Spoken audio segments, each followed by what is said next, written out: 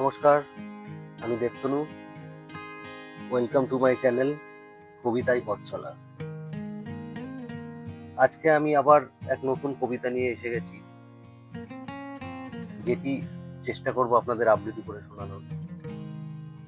তো আজকের কবিতা হচ্ছে এক বিখ্যাত কবি সুকুমার রায়ের লেখা খুব মজার কবিতা, যেটা তিনি 1923 সালে প্রকাশিত আবোল তাবোল কাব্যগ্রন্থের অন্তর্গত। কবিতাটির নাম হচ্ছে সৎপাত্র। এই কবিতায় এক বিয়ের ঘটক গঙ্গারামের এক পাত্রের প্রশংসা করতে গিয়ে আসলে তার নানা কুৎসিত দিক তুলে ধরেছে। পাত্রটি দেখতে পেঁচার মতো, কালো, বিদ্যাহীন, গরিব, ইত্যাদি ইত্যাদি। তো এই কবিতাটা আমি পাঠ করে শোনাই, সবারই আশা করি খুব ভালো লাগবে। আর কবিতাটা মেনলি বাচ্চাদের জন্য। বাচ্চাদের তো খুব জনপ্রিয় কবিতা, তো আপনারা শুনুন।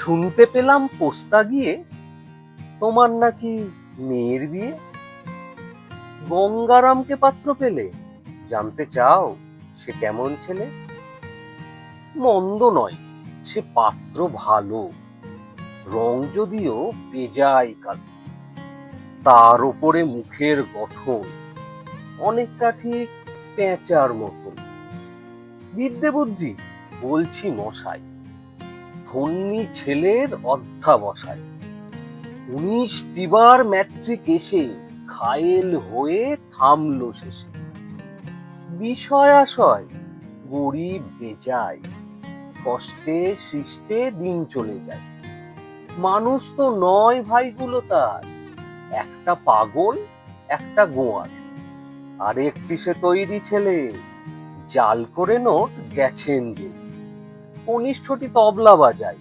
যাত্রা দলে 5 টাকা পায়, গঙ্গারাম তো কেবল ভোগে, বিলের জ্বর আর পাণ্ডুর, কিন্তু তারা উচ্চ ঘর, কংসরাজের বংশধর, শ্যামলাহেরি বনগ্রামের কি যেন হয় গঙ্গারামের। যা হোক, এবার পাত্র পেলে এমন কি আর মন্দ ছেলে। নমস্কার। এই হচ্ছে সৎপাত্র কবিতাটা। এখানে আপনারা একটা জিনিস লক্ষ্য করবেন, কবি কবিতাটা এত সুন্দরভাবে লিখেছেন। এখানে কিন্তু দুজন, আমরা লেখাটা পড়ছি একজনের, কিন্তু দুজন পাশাপাশি বসে। এরকম দেখুন, একজন আরেকজনকে জিজ্ঞেস করছেন এসে, শুনতে পেলাম পোস্তা গিয়ে তোমার নাকি মেয়ের বিয়ে, পাশ থেকে উনি বললেন হ্যাঁ আমার মেয়ের বিয়ে। তখন উনি বললেন গঙ্গারামকে পাত্র পেলে জানতে চাও সে কেমন ছেলে, তখন উনি পাশ থেকে বললেন হ্যাঁ একটু বলুন না কেমন। তখন উনি বলছেন মন্দ নয় সে পাত্র ভালো, রং যদিও বেজায় কালো। তখন পাশ থেকে বলছে যে কিরকম দেখতে, তখন উনি বলছেন তার উপরে মুখের গঠন অনেকটা ঠিক পেঁচার মতন।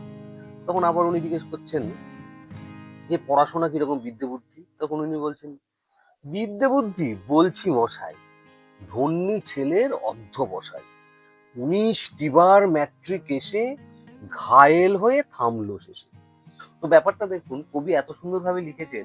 কবি শুধু একজনের তা লিখেছেন, কিন্তু এখানে কিন্তু একজন আরেকজনকে জিজ্ঞেস করছেন, উনি তার উত্তরটা দিচ্ছেন। এইভাবে কবিতাটা সাজানো হয়েছে।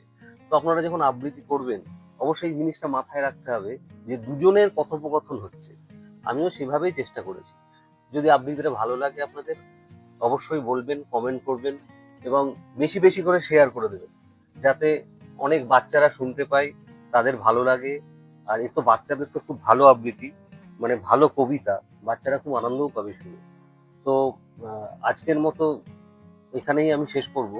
নেক্সট আবার আমি অন্য একটা আবৃত্তি কবিতা শোনাবো আপনাদের, কবিতা আবৃত্তি শোনাবো। তো যদি ভালো লাগে লাইক করে দেবেন, সাবস্ক্রাইব করে দেবেন, আর যত পারবেন শেয়ার করবেন। নমস্কার।